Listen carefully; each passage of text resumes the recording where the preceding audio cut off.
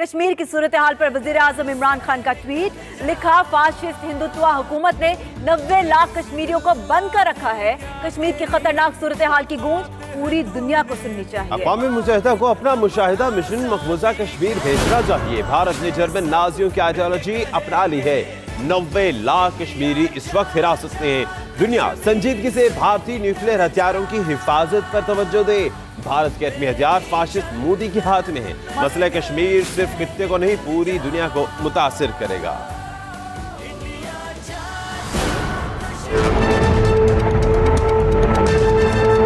वजीर आजम इमरान खान का एक और ट्वीट, बैनुल अक़वामी बरादरी की तवज्जो एक मर्तबा फिर भारत के जारहाना अज़ाइम की तरफ मबजूल करवाई। कहा, भारत पर नस्ल परस्त फाशिस्ट क़यादत और आइडियोलॉजी ने ऐसे ही कब्जा जमा लिया है जैसे नाजियों ने जर्मनी पर कब्जा जमाया था।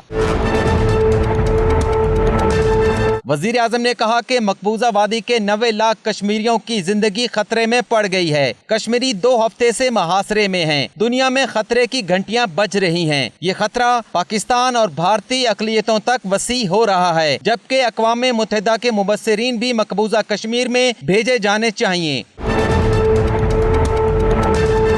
वजीर आजम इमरान खान ने कहा कि मोदी की फाशिस्ट क़यादत से नेहरू और गांधी के भारत को भी खतरा है। दुनिया भारत के एटमी हथियारों की सिक्योरिटी संजीदगी से ले। भारत के एटमी हथियार फाशिस्ट मोदी हुकूमत के हाथ लग चुके हैं। ये ऐसा मामला है जो सिर्फ खित्ते को नहीं पूरी दुनिया को मुतासिर कर रहा है। शहरियार खान, 92 न्यूज़, इस्लामाबाद।